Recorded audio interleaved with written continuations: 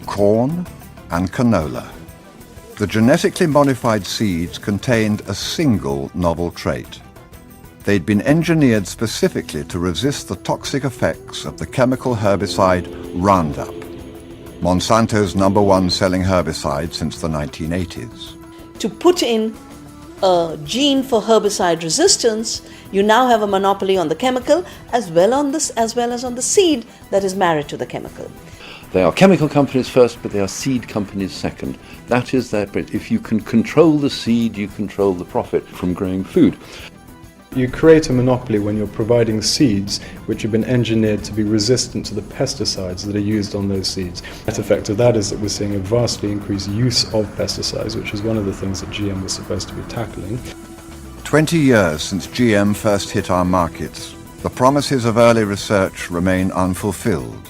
Roundup-ready technology dominates the GM market in America, and now the story of seed would return to the courtroom as the full implications of patent law became clear to the world.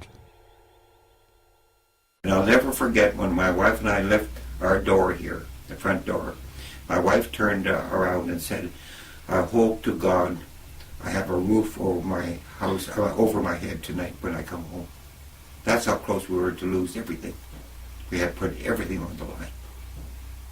And I feel sorry for the farmers that didn't have that opportunity and have lost their farms, hundreds of them. Canadian farmer Percy Schmeiser had been growing canola, saving and breeding the seed, for 50 years. But in 1998, some of his seed was found to contain the patented Roundup Ready gene.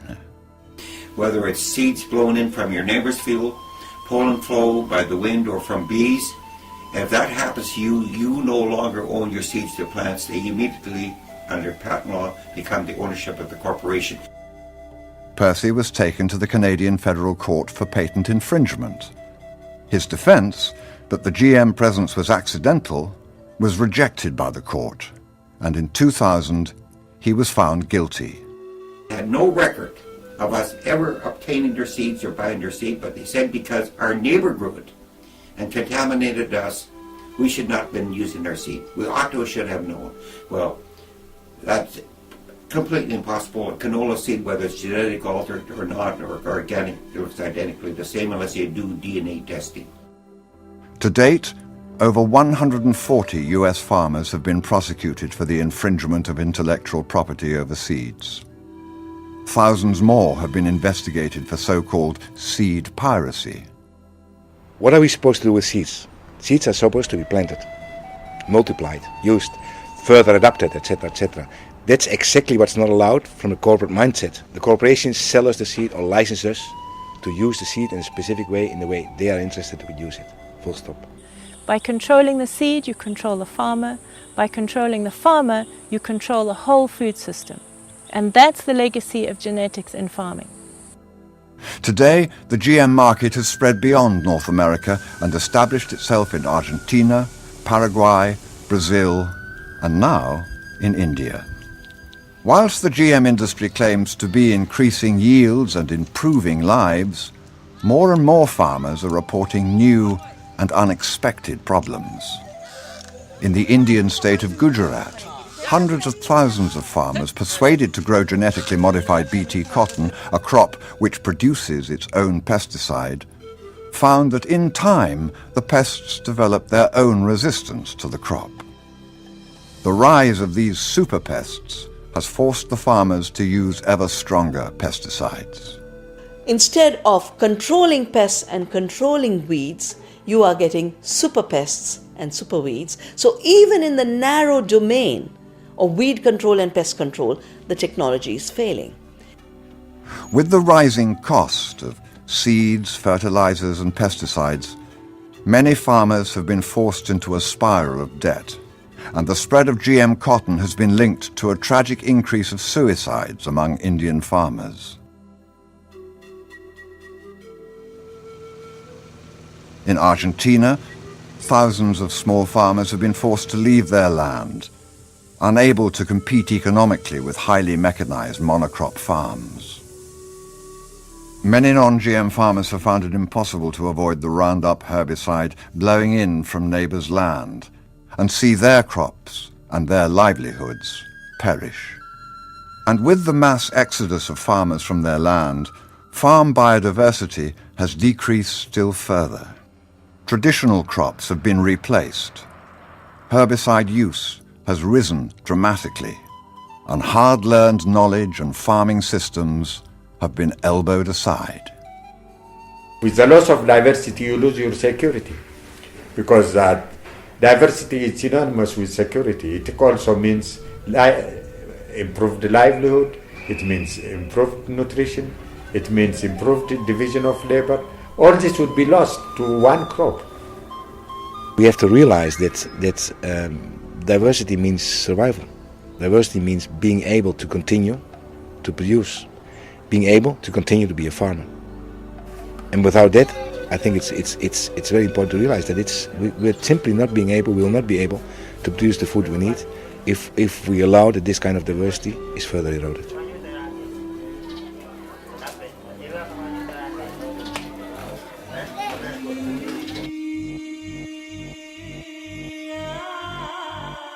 Behind the global push for GM and its emergence in new markets in Africa, Asia and South America, one message has underpinned its progress: that the developing world is struggling and impoverished and unable to feed itself, but that GM can turn around their beleaguered fortunes.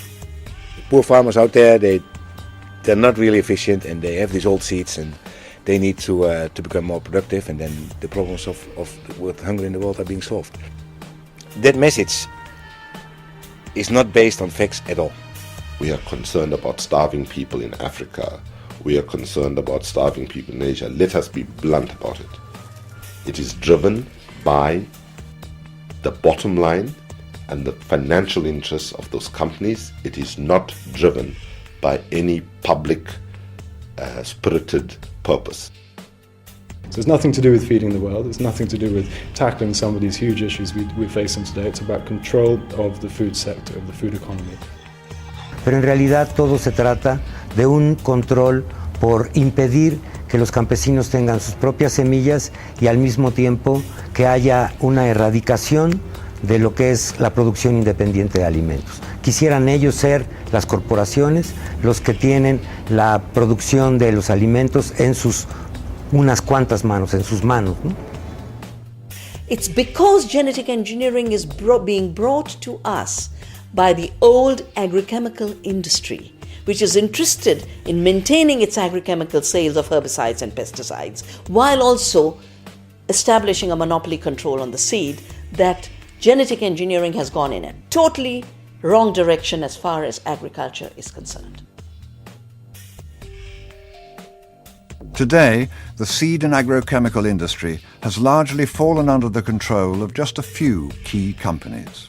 Hybrid seed corporations like DuPont and Syngenta, agrochemical companies Bayer and BASF, and the GM giant Monsanto.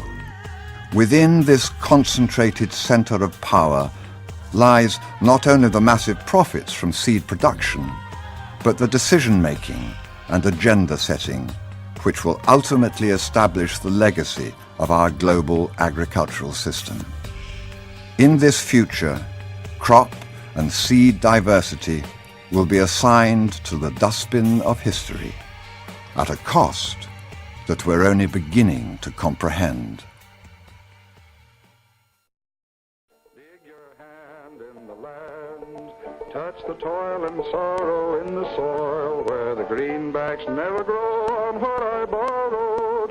Dig down and tell me where's my seed for tomorrow. Dig your hand down in the land.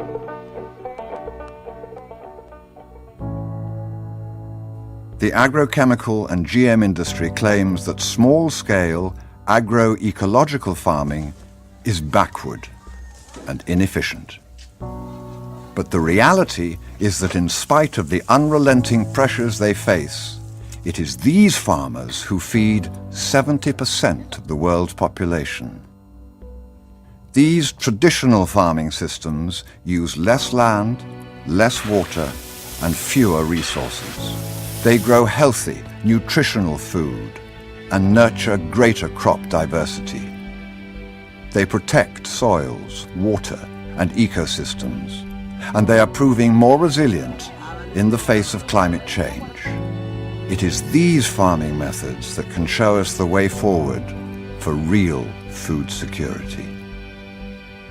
Ecological systems, localized, biodiverse, are the ones that are really providing food, nourishment, health, and joy in eating for local communities. We need to decentralize our food system, and if we have to decentralize our food system, decentralized seed provisioning, seed sovereignty must become very much central to food sovereignty.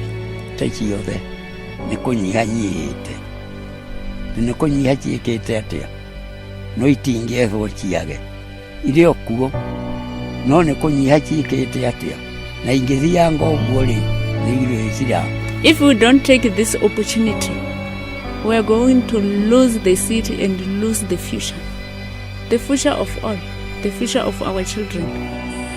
So farmers around the world are coming together and are working for food sovereignty, the right for people to produce their own cultural food.